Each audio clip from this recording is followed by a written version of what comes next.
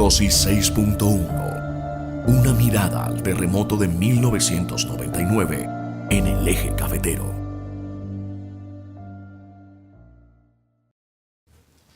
Bueno, ¿dónde estaba cuando ocurrió el terremoto? Estaba en un corregimiento que se llama Morelia, de acá de Pereira, en un puesto de salud. Ok. ¿Qué es lo primero que recuerda del terremoto? Que recuerdo que empezó un movimiento demasiado fuerte, empezaron a caer las cosas, salí a la puerta y vi cuando al frente queda una iglesia, cuando se cayó la torre de esa iglesia. Entonces la gente se llenó de pánico, empezaron a llegar al puesto de salud, tuve que curar a algunos heridos, luego salí, cogí una buseta y me trasladé al hospital para ver en qué podía colaborar. ¿A qué hospital? Al hospital de Cuba. Ok. ¿Cómo se llama ese hospital hoy en día? Si es que todavía está en El funcionamiento. hospital se llama Hospital San Joaquín porque cambió de sitio y le colocaron ese nombre. Perfecto. Una vez en el hospital, ¿cuánto duró ahí y qué hizo después? En el hospital había mucha congestión de gente, muchos heridos, entonces la jefe mía, como yo tenía 7 meses y medio de embarazo, me devolvió otra vez para la casa porque no era pertinente estar en ese lugar. ¿Y qué hizo usted en su trayecto Me a casa? fui a pie hasta esa vereda, me demoré como casi 2 horas porque se colapsó el transporte. Inicialmente me fui en una buseta y en el barrio Cuba, en la parada llegó un familiar a decirle al conductor que la casa se había caído y que se le había matado la mamá, la esposa. Y entonces yo me tuve que bajar y me fui a pie hasta el puesto de salud. ¿Y llegó al puesto de salud? Sí, llegué al puesto de salud. ¿Y ahí qué hizo? De ahí alcanzaron a llamarme de Bucaramanga, porque Ah, pero había línea telefónica. en Bucaramanga sí yo tenía Ok. un teléfono, cuando eso eran esos teléfonos grandes con antena, y alcanzó a entrar la llamada y era mi mamá que me trasladara hasta Armenia porque no tenían comunicación con mi hermano Rito, quien vivía allí con la esposa y los 3 hijos.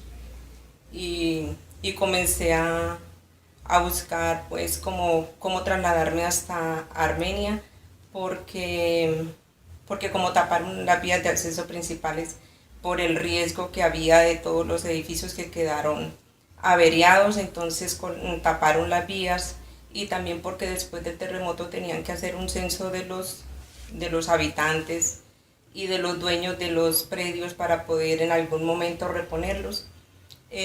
Fueron como medidas que se tomaron, y entonces yo tenía un carrito, un Daihatsu, y me fui a buscar a mi hermano, pero no pudimos ir por la carretera. Este muchacho tuvo que meterse por muchas fincas. ¿Cuál muchacho? Cristian, que era un muchacho que nos colaboraba. Ok. Tuvo que meterse por muchas fincas, por muchas trochas, hasta que llegamos allá. ¿A dónde? ¿A qué parte de Armenia, si recuerda? A todo el centro de Armenia donde vivía mi hermano, pero todo estaba baldío, todas las casas en el piso. ¿Él vivía en un apartamento o en una casa? Él vivía en una casa de 2 pisos y al lado tenía una iglesia porque él era el pastor de una iglesia cristiana. Ok. Todo se colapsó cuando yo llegué en medio de todas esas ruinas, el aturdidor ruido de las ambulancias, de todos los entes en ese momento, de la Cruz Roja, de los bomberos. Eso parecía como el día llegado cuando vi a mi hermano sentado en un parque herido con mis sobrinos ¿Y con la esposa? y con Herminia, la esposa, sí. ¿Y de ahí qué hicieron? Se vieron, imagino. ¿Y de ahí qué hicieron? Entonces yo no vi a mi sobrino y yo le pregunté a mi cuñada qué había pasado. Me dijeron que estaban heridos en el hospital. Nos fuimos a verlos al hospital, todavía no les daban salida, las réplicas continuaban. Entonces quedó como una escala colgante. Y Herminia me dijo, pues subamos por esta escala toda averiada, prendámonos de estos hierros y sacamos alguna ropita para los niños, porque lo único que quedó fue un pedacito de baldosa con una pipa de gas. Y alcanzamos a sacar una que otra ropita, pero como yo estaba en embarazo, llegaron los entes de control y me dijeron que yo no podía estar haciendo eso porque estaba en un gran riesgo por las réplicas que se estaban sucediendo. Entonces enseguida de donde vivía mi hermano había una casa de 2 pisos, pero tenía unos bajos. Y cuando salió una señora corriendo a avisar que, como eso fue como a la 1 de la tarde, algo así, ese planchón se cayó y tapó a 6 personas, pues como que la suegra, los hijos, la esposa, solo quedó vivo el esposo. Entonces pidiendo ayuda, entonces yo bajé y ayudamos a sacar como 5 muertos de esa casa.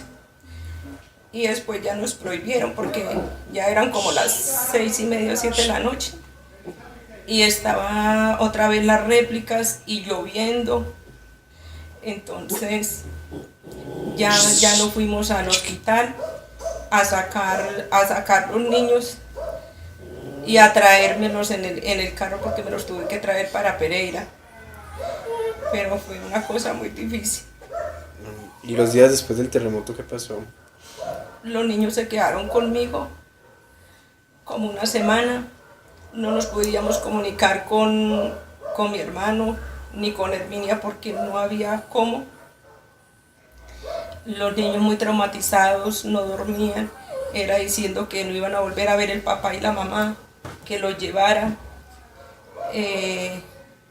Después ya un hermano de Herminia que vive en Medellín ya tenía como recursos y vino y lo recogió y se lo llevó para Medellín. Mi hermano tuvo que quedarse en Armenia como más de un mes y fue difícil porque empezaron los saqueos a los supermercados, eso se volvió como un vandalismo.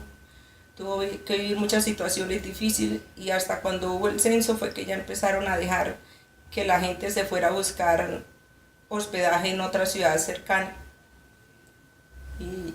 Y ya. ¿Y cómo describe la participación del Ejército Nacional, la Cruz Roja, la Defensa Civil, en lo que fue la llegada, digamos, a Armenia? ¿Cómo sacaban la gente? ¿Si se la llevaban en aviones del ejército? ¿Si venían en helicópteros? ¿Si la sacaban en ambulancias? ¿En carros particulares? ¿En patrullas de la policía? ¿En motos? ¿En qué? Yo lo que veía era que la gente la trasladaban en las ambulancias y claro, como les dije al comienzo, los carros de bomberos, la defensa civil, muchos grupos solidarios, que a toda esa gente que estaba así, donde estaba mi hermano, le llevaban era tarros de gaseosa, galletas, empezaron a llevarles como plásticos, porque estaba lloviendo y pues como le digo yo en mi estado de embarazo, no podía quedarme, igual porque la situación de los niños era muy difícil. Entonces yo me regresé como a las 10 de la noche por todas las trochas hasta que llegamos a Pereira. Perfecto. Y los meses después del terremoto, como les describí, digamos los 8 o 10 meses después del terremoto, llegando ya casi al año 2000, ¿cómo fue? Pues la verdad yo nunca volví a Armenia.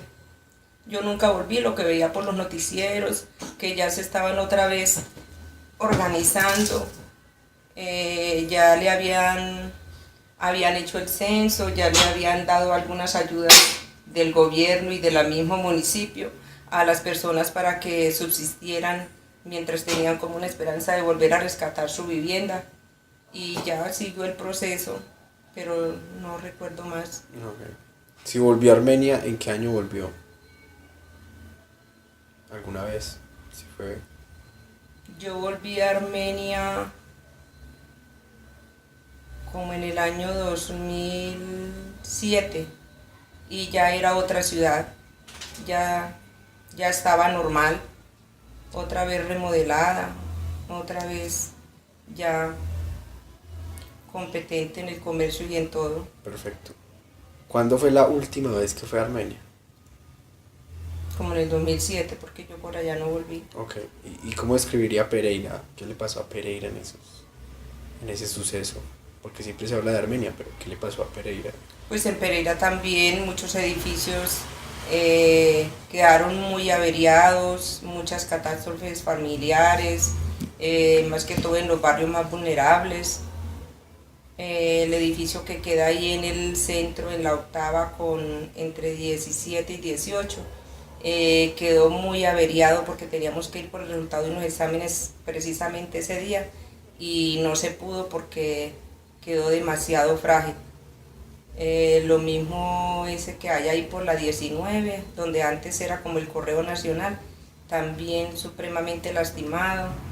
El edificio, el diario de Lotún, pues también todos esos edificios grandes de Pereira también evacuaron las personas porque era un peligro seguir transitando por esos sitios. Perfecto. ¿Recuerda algún punto en el que se reunieron la gente de Pereira, los damnificados, digamos, no sé, en un parque, de pronto en el edificio Diario Lotún, que fue como el único grande que quedó en pie, o en alguna plaza, o algún barrio, alguna zona despejada cercana al aeropuerto, digamos la villa, algo así? Pues yo sé que en el inicio se aglomeraban en los parques, donde la gente llegaba a llevarles auxilio. ¿Qué parques? Por ejemplo, en el Parque de Cuba, en el Parque Olaya, por los distintos parques se aglomeraba la gente, donde no hubiesen pues como el riesgo de que les fuera a caer alguna edificación encima. Perfecto. Y todos los hospitales respondieron adecuadamente, pues se sabe que estaban preparados para esa emergencia y respondieron, tuvieron la capacidad de prestar el servicio a todos los que lo necesitaron. Y digamos que para el año 2002, 2003, diría que ya había sido como remodelado absolutamente todo lo que pasó en el terremoto, o tardó más tiempo o menos tiempo. Todas las estructuras pues que quedaron endebles y que luego fueron demolidas y todo eso. Pues en ese entonces ya todo, pues en el 2003 todavía no, porque en 4 años imposible iban a volver a reestructurar todo, pero sí se veía ya por ahí un 60% ya reorganizado. Perfecto. Y diría usted que de la Pereira de antes del terremoto a la Pereira de hoy en día hay mucha diferencia, o es básicamente lo mismo, cambió la organización, se tomaron medidas preventivas, o no nota gran cambio. Pues como todo colombiano, cuando suceden las cosas es que caemos en cuenta de lo que nos falta. Se incrementaron mucho los simulacros al día de hoy, que todas las instituciones deben tener la preparación adecuada para, en un caso ya sea un terremoto, un atentado, un incendio. Entonces sí se ha disparado mucho la educación, la preparación para estar al tanto de las emergencias y poder responder al 100%.